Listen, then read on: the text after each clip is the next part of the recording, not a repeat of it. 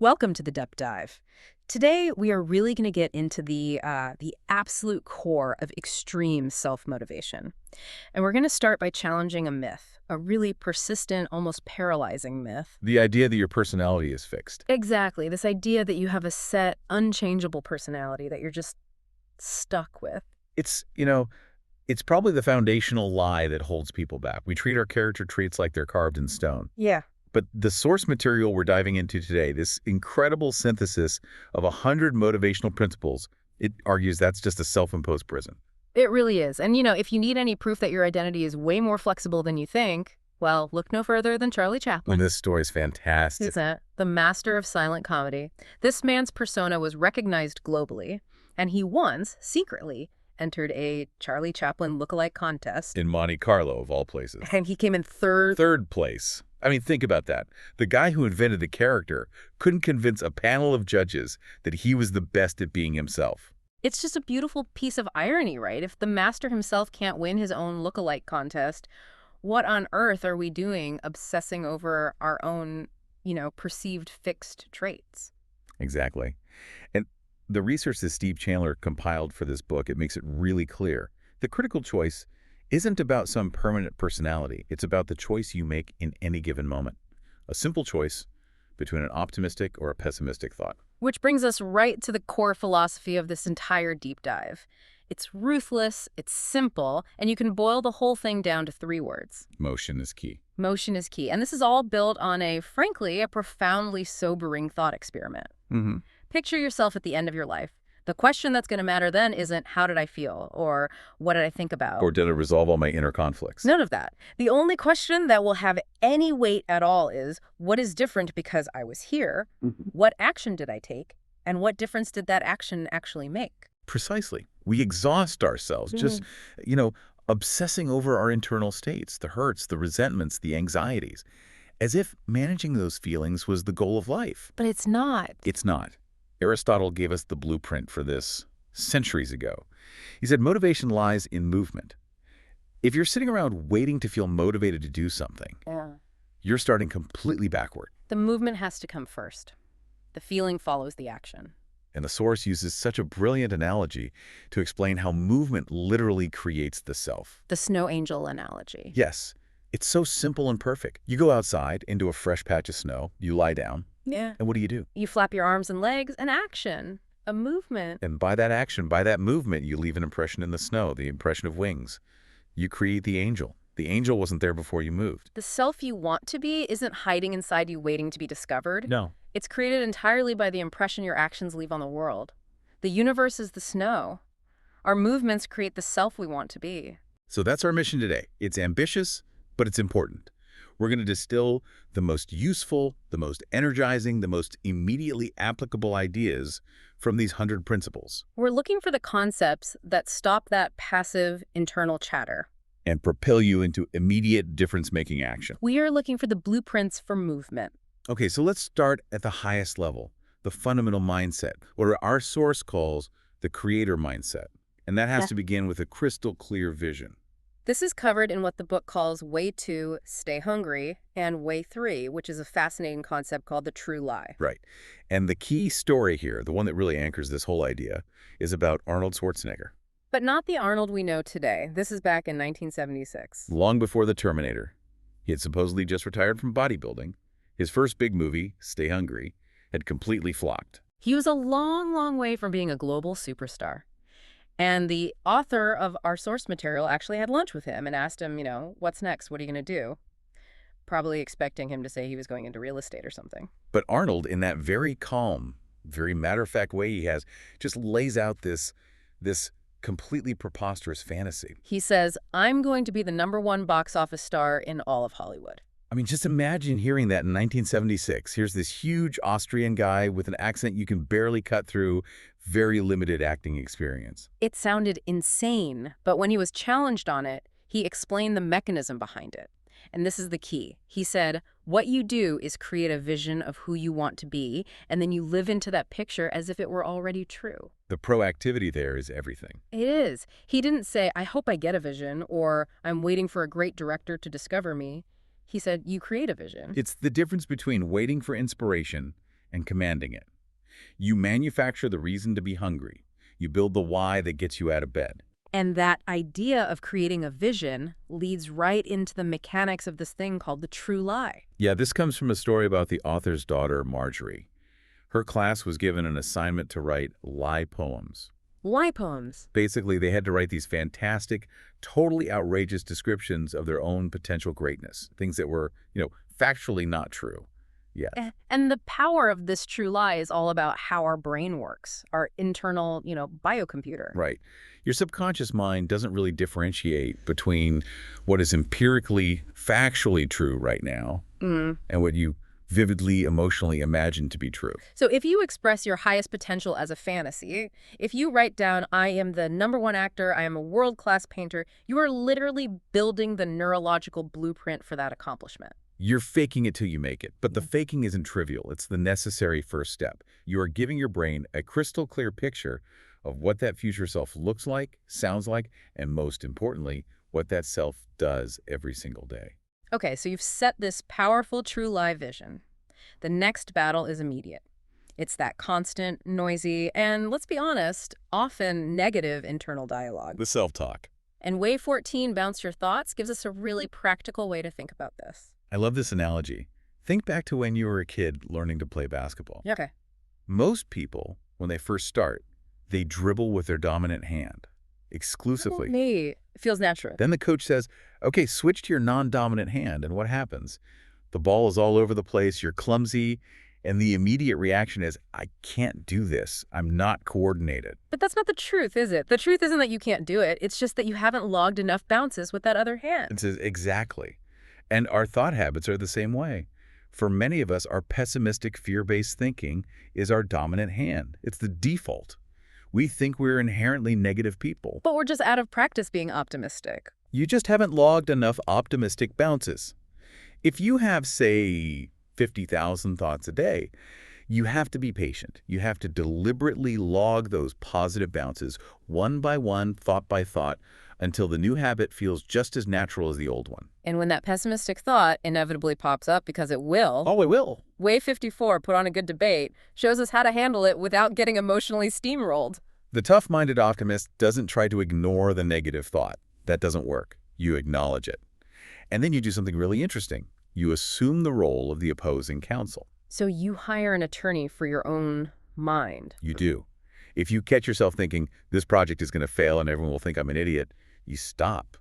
You recognize that thought. That's the pessimist talking. Yeah. Then you consciously hire the optimist as your attorney. And the attorney's only job is to ruthlessly prove the pessimist wrong, to present counter-evidence, to seek alternatives, to demand logical proof for these catastrophic claims. It completely reframes the whole inner struggle. You're no longer fighting some vague, horrible feeling of dread. You are engaged in a structured intellectual debate that you control. And optimism is always expansive, isn't it? It's about finding possibilities, finding solutions, finding a path to action. Whereas pessimism is fundamentally constrictive, just shuts everything down.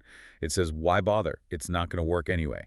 You get to choose which attorney you want to win the case inside your head today. That choice, that is the essence of what the book calls programming your internal biocomputer. This is covered in a few different ways, like 8, 34, and 52. And it starts with way 8. Push all your own buttons. Meaning you have to learn your own control panel. Yes, we live so reactively most of the time. We wait for something external, a great movie, an inspiring song on the radio to make us feel motivated. That's being a passive pilot of your own mind. The alternative is to consciously curate your inspiration. You have to know your own buttons. What songs, without fail, lift your spirits? What specific movies, if you rent them, are guaranteed to give you an emotional lift and a shot of energy? What kind of book or article instantly shifts your perspective? It sounds so simple, but think about it. How many people actually have a pre-made greatest motivational hits playlist? Or a go-to list of things they know will pull them out of a funk? Very few. Most of us just drift and hope we stumble into the right feeling. You have to take control of the input if you want to have any say over the output. But to control the input, you have to be really, really aware of the danger of, well, garbage coming in. Which is way 34, programming your biocomputer. And this is a serious warning about our media consumption. The information age gives us incredible access to knowledge, but so much of the media we consume is designed for one thing: sensationalism and shock. The source uses that famous hypothetical headline, "Headless woman found in topless bar." Right. It's designed to grab you. But the constant consumption of bad news crime, political cynicism, scandal, it programs your brain with fear. It conditions you to believe the world is broken, dangerous, and that your actions don't matter. Which is the polar opposite of the motivated mindset you need to create anything. If your brain is constantly being fed fear and cynicism, that becomes the default operating system for your biocomputer. So what's the antidote to all the external chaos? It's the Gandhi principle, which is mentioned here and also in Way 80. You have to be the change you wish to see in the world. Stop worrying about the external programming. Focus entirely on your own internal transformation. It shifts the entire locus of control back to you. Instead of feeling paralyzed by the 24-hour news cycle, you are focused on what you can bring into being, right here, right now. And that act of creation requires mental flexibility. Which brings us to Way 52, think outside the box. We throw that phrase around all the time, but the source reminds us of the classic 9-dot puzzle. Right, connect 9 dots with 4 straight lines without lifting your pen from the paper. And the solution is only difficult because we make an assumption. We assume we have to stay inside the imaginary square created by the dots. The answer is simple once you allow your lines to go outside that box. But the real takeaway here isn't about puzzles, it's about worry. Yes. Worry is the ultimate demonstration of a magnificent imagination completely misspent. That's a powerful way to put it. Our imagination, which should be the engine for creating our future, is so often used exclusively to visualize worst-case scenarios, to rehearse negative conversations, to anticipate disaster. The source calls worry wasted creative effort. If you have enough mental power to worry vividly, you have enough mental power to create vividly. The energy is identical. The direction is a choice. Okay, so once we get a handle on the vision and that inner voice, we have to move into the daily grind. This is where momentum is actually built, and it's all about clarity and simplification. Way 6 is all about the power of simple focus. And it's summed up perfectly by the legendary football coach, Vince Lombardi. He said, it's hard to be aggressive when you're confused. And that's it right there. Confusion is the enemy of action. When your life is too complicated, when you have 17 different top priorities, when your goals are vague, you hesitate. You're not aggressive, you're passive. Exactly. So simplifying your life, your schedule, your communication, that is the fastest path to aggression and action. The most obvious application here is just weeding things out. Delegating, eliminating activities that just don't contribute to your main goal. But the source also suggests a really brilliant strategy, which is combining tasks, having a singular aggressive orientation to your day. Let's use the example from the book because it's so practical. Okay, so the author needed to do 3 things. Shop for groceries, read his daughter's book report, and spend some quality time with his kids. The typical approach would be to see those as 3 separate stressful events on a to-do list. Right. 3 different blocks of time, 3 different sources of stress. But instead, he combined them. He took the kids to the grocery store, had them actively help with the shopping, and then, this is the brilliant part, he read the book report right there at the deli counter while they were waiting for their cheese to be sliced. That's not just time management. That's a profound moment of creative problem solving. It is. Creativity isn't always about inventing some brand new thing. A lot of the time, it's just about making unexpected and efficient combinations. He made one action serve 3 different purposes. And that immediately frees up so much mental and emotional energy. And the simple focus, it doesn't just make you efficient, it makes you stronger. Look at that anecdote about the Jim Colby congressional campaign. He was a huge underdog, running against a really popular incumbent. And the incumbent was spreading his message across like 15 different TV ads, one about the economy, one about foreign policy, another about healthcare. His message was all over the place. It was complicated. Meanwhile, Colby's team chose one simple, unwavering message. Who better represents you? That's it. And they just hammered that message home over and over and over. And what happened? The incumbent's complicated message diluted his strength. But Colby's simplicity became this unshakable point of gravity. And he won.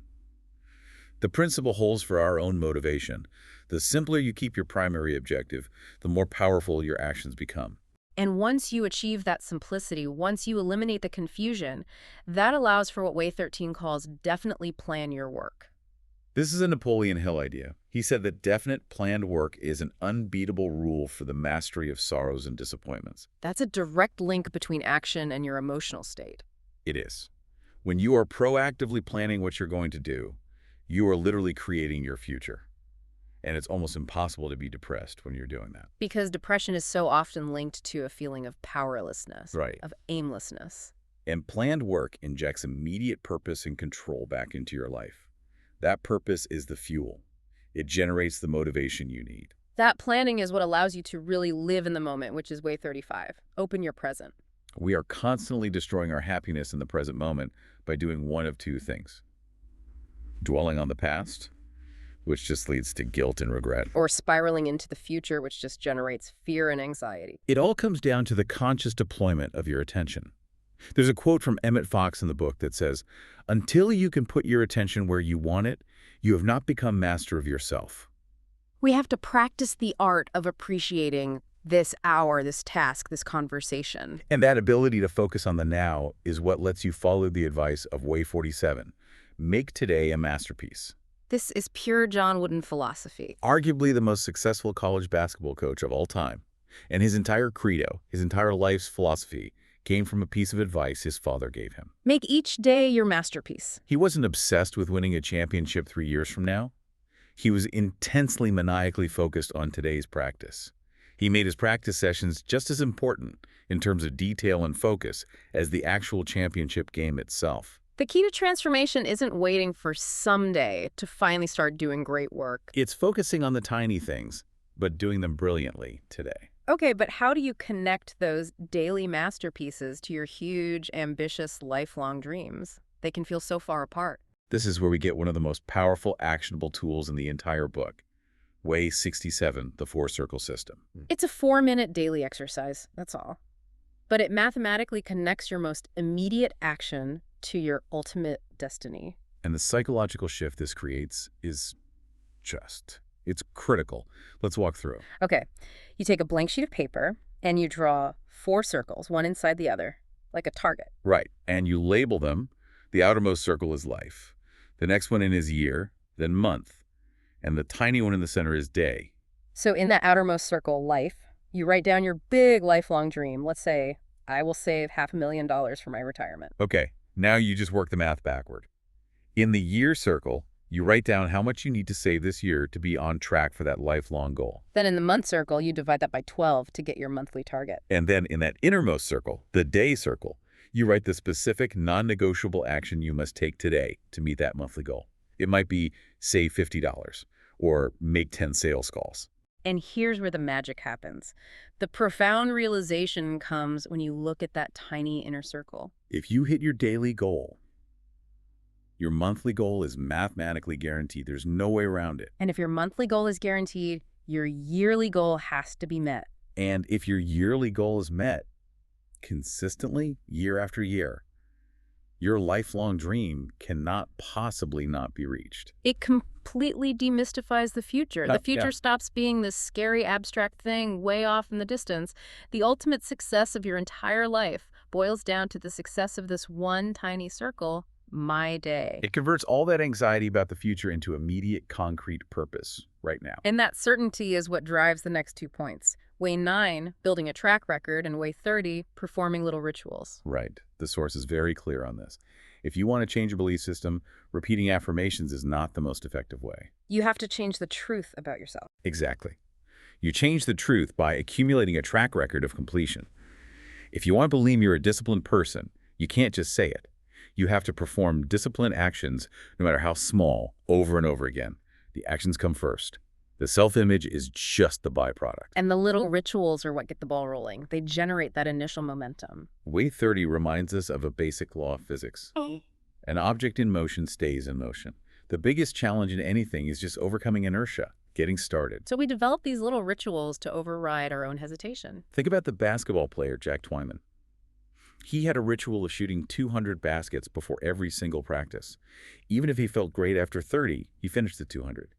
That consistency builds the truth of his competence.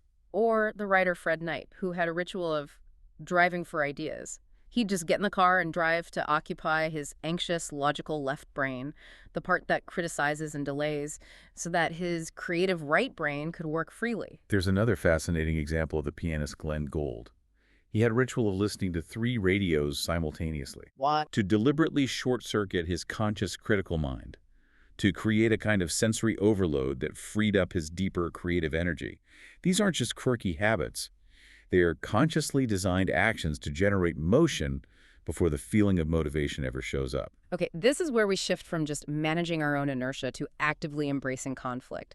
And the mindset shift required here is, well, it's profound. It really is. The core idea is that adversity, fear, problems, they're not obstacles to be avoided. They're fuel. So we're going to pair a high-intensity psychological approach from Way 26, running toward fear, with a physical preparation concept from Way 5, sweating in peace. Let's start with the fear. The book is blunt. Mhm. The fear of doing something can only be cured by doing it. Emerson said something similar.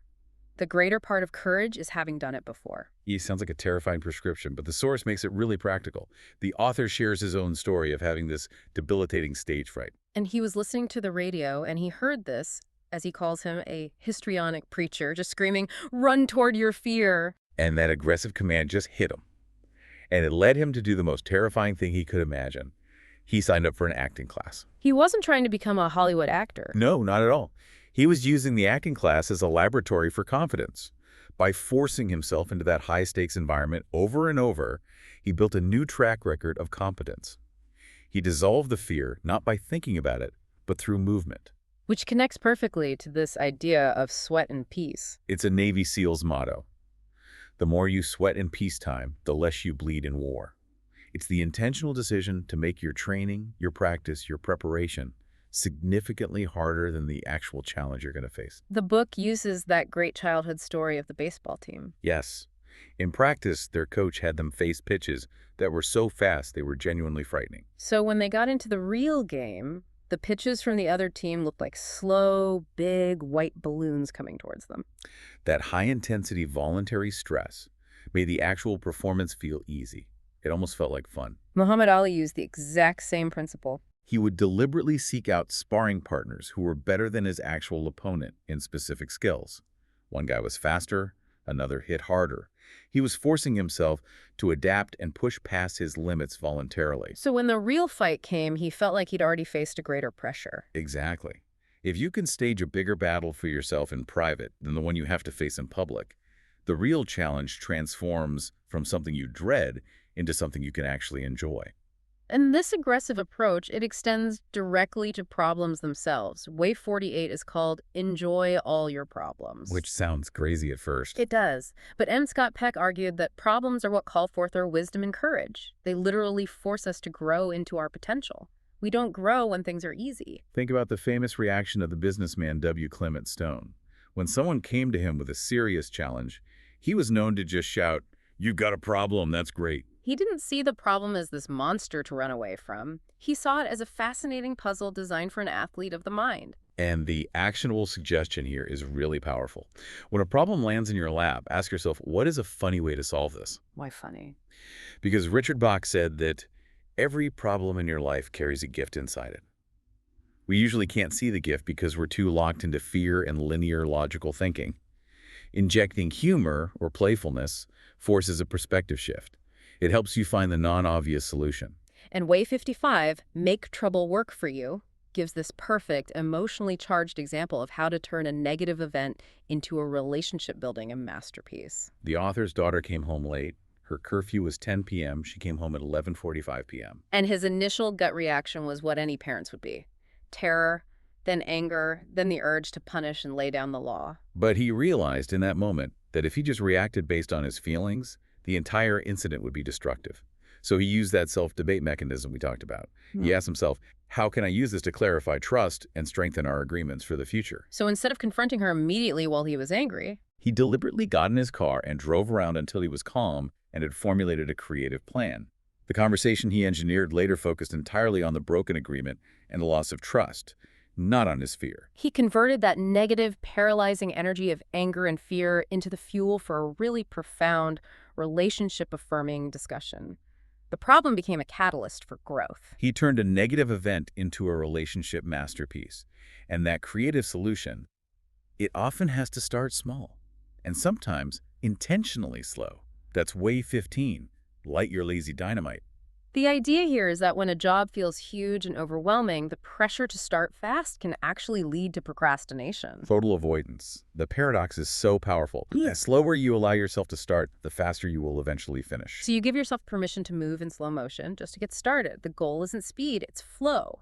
What matters is that you are doing it, not how quickly you begin. And this intentional, slow, incremental approach is formalized in Way 73. Use the 5% solution. This is the antidote to the cold turkey approach to change, which so often fails. Trying to change your entire life overnight usually leads to demoralization, and you just revert back to your old habits. The 5% solution is all about tiny, incremental, intentional change. It's the bird-by-bird philosophy. Dr. Brandon created this sentence stem for his clients. If I bring 5% more purposefulness into my life today. The elegance of that is that a 5% change is so minor, it doesn't trigger your internal self-sabotage mechanism. But the effects are exponential. Yeah. If you integrate a 5% increase every single day, you double your sense of purpose in just 20 days. And maybe the ultimate self-starter for anyone facing a big creative or demanding task is Way 74, do something badly. This is the cure for writer's block.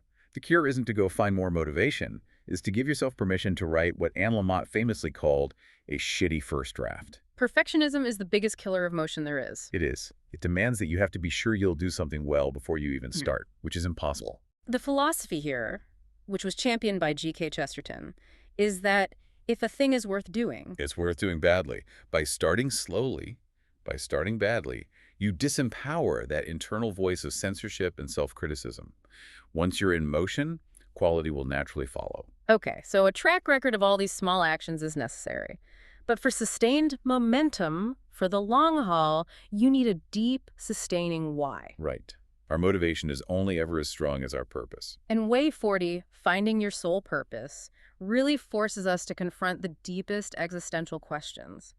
The psychiatrist David Viscott proposed that our fear of death isn't really a fear of extinction. It's a fear that you have not lived your true life. Yeah. A fear that you haven't actualized your potential, that you'll die with your music still in you, And this ties directly back to Joseph Campbell's famous advice to follow your bliss. which was so often misunderstood, wasn't it? People thought it just meant do whatever feels good. Simple Wow. hedonism. But Campbell meant that the thing that makes you genuinely, deeply happy, that is precisely where you can be of the most service to the world. You can't truly serve others effectively if you're not energized, excited, and authentically engaged in what you're doing. The author of our source material talks about his own journey with this. He was in a lucrative advertising job, but he felt this deep malaise. And for months, he just kept asking himself, what truly makes me happy? And the answer, when it finally came, wasn't a job title, it was a memory of teaching and performing. He realized he needed to fulfill that drive. So he quit his high-paying job and started a free weekly seminar just so he could teach and perform. He manufactured his purpose into existence through action. And that kind of journey requires some rigorous self-knowledge. Way 71, Travel Deep Inside, is a warning against the danger of external validation. If you define your self-image based on what other people think of you or the impressions you make, they will always inevitably underrate you. Because they can't see your potential. They can only see your track record up to this point. Your true identity isn't your past, it's your potential. And that potential is just waiting to be unleashed by your own self-motivation. You have to travel deep inside to understand the true measure of what you're capable of. And to unlock that potential, you have to actively build your knowledge power base. That's Way 96. Knowledge is power. We know that. Right. But if you treat your mind like a passive sponge, you will be programmed by random and often destructive input. This is the classic computer science problem of GICO. Garbage in, garbage out. Exactly. If you want to be the master of your own fate, you have to consciously select what you feed your mind. You have to constantly charge that power base by choosing the books, the mentors, the audio programs that are expansive and positive and challenging. Part of that self-mastery is, of course, mastering willpower. Way 29, Embrace Your Willpower, goes right after that common and, frankly, debilitating excuse. I have no willpower. Right, we say it all the time. And the source insists this is just an excuse. Everyone has willpower. The key is to change the language you use. Stop declaring I have no willpower, because that implies a fixed permanent state. So what do you say instead? You start saying, I'm not strong enough yet. This reframes willpower as a muscle, a deliberate volitional muscle that you choose whether to develop or to let atrophy through disuse. It's entirely yours to build. And this leads right into way 32, be your own disciple. The word self-discipline literally comes from the word disciple, a student, a follower. So you are deciding to be your own student, your own committed follower. William James, the father of American psychology, was a huge champion of this. He recommended that every day we should do at least 2 things we don't really want to do. And not huge, life-altering tasks, just small volitional acts of will. Choosing to take the stairs instead of the elevator, making that difficult phone call first thing in the morning. It's just to keep the willpower muscle alive, to maintain that continuous awareness that you are in command of your own will. And if words like discipline or willpower or even pain feel negative and heavy to you, well, Way 33, turning into a word processor, suggests you just consciously change your word associations. This is a cognitive trick, but it has huge emotional returns. We see it everywhere in high-performance fields. Weightlifters don't call the feeling of pushing past their limits pain. Pain is a negative word. It's a stop sign. They call it the burn. The burn, which is a word associated with positive growth, with metabolic activity. The philosopher Alan Watts consciously substituted the word skill for discipline. By redefining the words, you change your entire emotional response to the action. And finally, to really harness all of this focused mental energy, we need what the book calls whole brain thinking. That's ways 41 and 42. The idea is that motivation is generated best when both sides of your brain are working together in harmony. The left brain, which is logical, linear, the commander, it has to tell the right brain, the creative, energetic, emotional engine, what to do. Most of us wait for an external crisis to kick in this whole brain thinking. A bankruptcy, a health scare, a divorce. When survival is on the line, the left brain urgently commands the right brain to come up with creative solutions now, but that's reacting, it's not creating. We can consciously activate this synergy without waiting for a crisis. Through dedicated goal visualization, through engaging in joyful work that blurs the line between labor and play. The philosopher Colin Wilson had this great observation. He said the logical left brain often possesses a magic machine, which is the right brain. It's capable of creating immense power. But the left brain is often too lazy or too afraid to actually use it. So when we set clear, compelling internal challenges for ourselves, we force the left brain to command the right brain to come alive, and we generate the kind of energy and creativity that we usually only access under extreme duress. Motivation might start inside our own heads, but it's profoundly interactive. It's not a solo sport. How we relate to other people and how we treat our physical bodies, that either amplifies our drive or just dulls it completely. Right. Way 27, Create the Way You Relate, really emphasizes using creativity over just raw emotional reaction when you're trying to solve relationship problems. And the anecdote about the author's daughter, Margie, is just a masterpiece of this. It's incredible. So a shy girl in Margie's class accidentally gets a mark on her nose with an indelible marker, and she's mortified. She's about to have a complete meltdown. The normal reaction would be pity, maybe some frustration. But Margie, instead of reacting emotionally, she reacts creatively. She spontaneously picks up a marker and puts a dot on her own nose. Then she encourages the whole class to do the same thing. And instantly, a source of painful, isolating embarrassment becomes a cool group activity. She normalized the mistake. Yeah. She solved the problem creatively through action, not through words. That's relational mastery. When you can elevate a relationship problem into the realm of the mind and creativity, you suddenly have unlimited opportunities for a positive outcome. And a crucial creative tool for relationships is Way 28, try interactive listening. We think of listening as passive, but the book argues that passive listening actually lowers our consciousness. It makes us dull. There's a quote from Brenda Ullin that says, when we are listened to, it creates us, makes us unfold and expand. Interactive listening isn't just waiting for your turn to talk. It's asking thoughtful follow-up questions. It's being genuinely curious. When you actively engage with someone else's thoughts, you sharpen your own mind, and you build profound levels of trust. This all builds toward a really powerful idea in Way 37, which is called the relation shift. Spencer Johnson called it the wonderful paradox. And it is. If you want to be more motivated yourself, shift your focus entirely to helping other people achieve their goals. How does that work? By genuinely supporting someone else's growth, you paradoxically remove your own self-absorption. You get out of your own head, and you start to grow exponentially yourself. It's a kind of motivational alchemy. And this altruism gets even deeper with Way 66, make somebody's day. This is another John Wooden principle. He felt that you couldn't live a perfect day without doing something for someone who could never possibly repay you. And the source suggests taking it a step further, do something kind anonymously. This isn't about some kind of transactional karma. It's about the psychological boost it gives you. When you generate positive luck or momentum for someone else without any expectation of return, you feel connected, you feel supported and energized. And that, in turn, boosts your own motivation. Okay, so beyond our relationships with others, the physical body is non-negotiable. Way 46, Discover Active Relaxation, draws a really stark contrast between two different kinds of rest. Right. There's passive relaxation, mindless TV, drinking, just scrolling aimlessly on your phone. This stuff actually dulls the spirit. It lowers your consciousness and makes it harder to get back into a motivated state. Then there's active relaxation. Active relaxation keeps the mind flexible and creative. Things like gardening, playing a complex video game, playing chess, or practicing a musical instrument. The historical examples are great. Winston Churchill painted to rest his governmental mind. Albert Einstein played the violin. They were resting one part of the brain while actively stimulating another. This revitalizes the spirit. It makes your return to high-level work seamless, not a struggle. And this body-mind connection is proven physically in Way 61, swim laps underwater. This is the Bobby Fischer story, the chess master. He famously prepared for his high-stakes world championships by swimming a lot. He was trying to increase the oxygen supply to his brain. He was using physical exertion as a direct mental advantage. General Patton's quote just confirms it. An active mind cannot exist in an inactive body.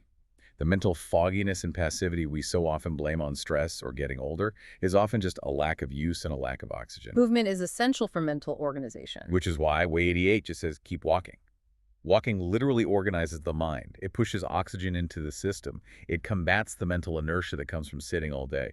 The source quotes the football coach Amos Alonzo Stagg, who lived to be 103. And he credited vigorous exercise that forced large amounts of oxygen into his body. He proved that motion directly extends not just your lifespan, but your capability and your mental clarity. Finally, in this section, we have to acknowledge that sometimes we need an outside perspective. Way 62, bring on a good coach. It cites Tiger Woods taking golf lessons. Yeah. Not because his coach can play better than him, Obviously not. but because the coach provides objectivity. You can't see your own flawed backswing. You are blind to your own blind spots. And that objective push from a coach can be incredibly challenging. The source shares a pivotal anecdote of being coached by a man named Steve Hardison. He was still struggling with that stage fright, and he confessed to his coach, I just don't feel like I can do this. And Hardison's response was brutal and brilliant. He said, then don't be you. Be someone who could do it. Be De Niro. Be Bruce Lee. Be anybody. I don't care as long as you do it. And that is the power of a great coach. They force you to recognize that your current self is only one possible persona. They give you permission to inhabit the self that is already capable of doing the thing you fear. But we can also generate some of that external pressure internally, can't we? Yes, with Way 56, storm your own brain. This is the list of 20 brainstorming technique. You write down a problem, and then you force yourself to list 20 potential solutions without any judgment, no matter how outrageous or silly they sound. The first 5 are easy. The next 5 are harder. The last 10 are where the magic is. Exactly. This technique breaks through your own cognitive barriers, your conventional thinking. It forces your whole brain to engage in rapid, nonlinear, creative problem solving. Okay, so we have the mindset, we have a plan, we have the environment set up. The final phase is all about intense, focused, and immediate action. This is where the rubber meets the road. Way 75, Learn Visioneering, is a system for engineering dreams into reality. And it's not about passive daydreaming. It's about active, detailed, purposeful mental imaging. It's the intense visualization that has to come right before the action. The perfect illustration of this is that story of little Margie coaching her friend Michelle to dive off a diving board. Michelle was terrified. She was frozen. She refused to jump. And Margie didn't just say, come on, you can do it. She told her to close her eyes and picture every single sensory detail. The feel of the rough diving board under her feet, the color of her swimsuit, the exact sound the water will make. And Margie insisted. She said, you won't do anything you can't picture yourself doing. And what happened? Michelle dove. Immediately. It proves that critical relationship between the inner blueprint and the external action. If your brain can visualize the successful completion in intricate detail, your body will follow.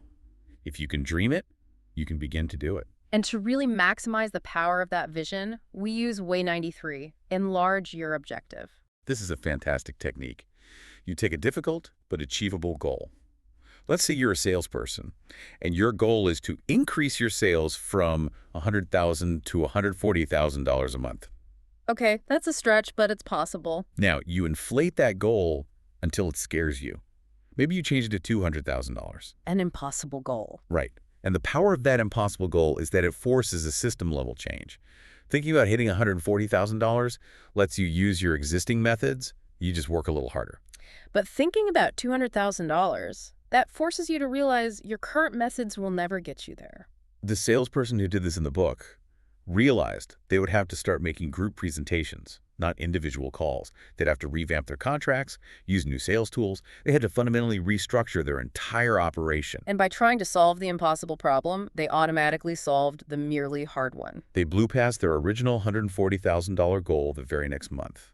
The exaggerated goal forced a level of creative thinking that the smaller goal never would have required. This reliance on creation rather than just reaction is linked to what the book calls the binary choice in Way 95. This comes from Robert Fritz, an expert on the creative process, and he drew a very clear distinction between problem solving and creating. Problem solving is taking action to make something you don't want go away, like getting out of debt. Creating is taking action to have something you do want come into being, like launching a thriving, profitable business.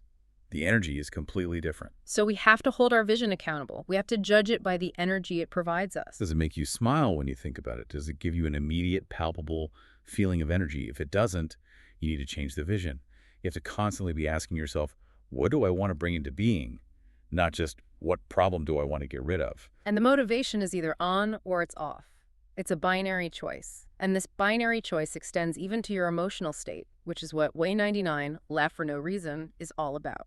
This principle just explicitly reverses the causality that we assume in our daily lives. We assume that the emotion comes first, then the action. I sing because I am happy. But William James proved the inverse is often more true.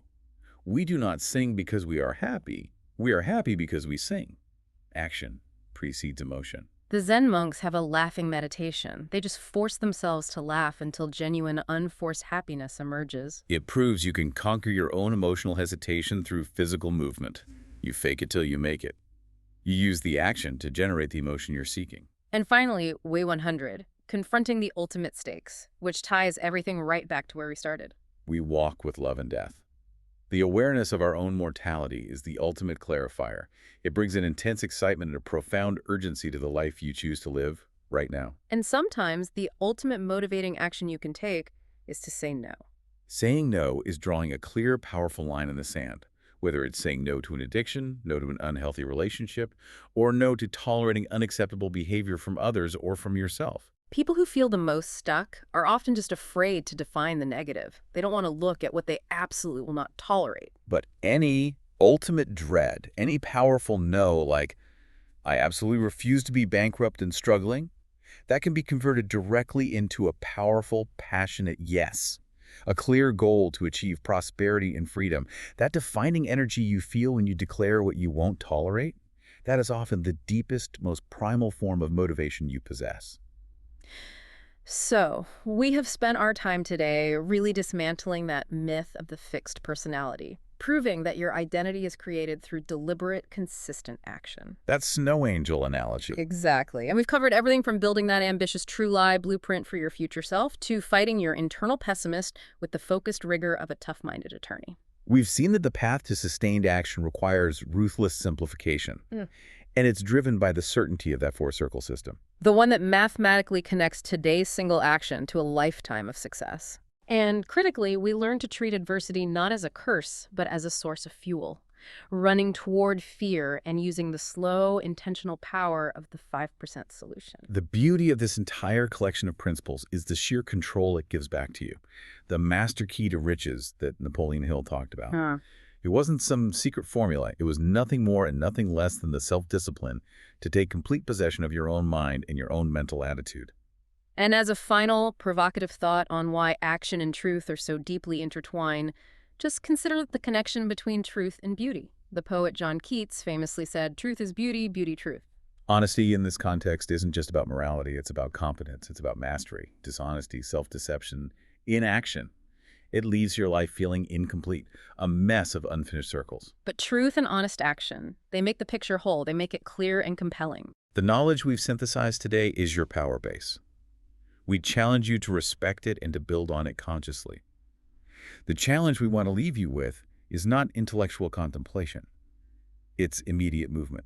What is the one specific small change derived from everything we've talked about today? One new ritual, one simplified task, or one intentional true lie that you will act on today? Go out and make the impression on the snow. The action you take right now creates the self you want to be.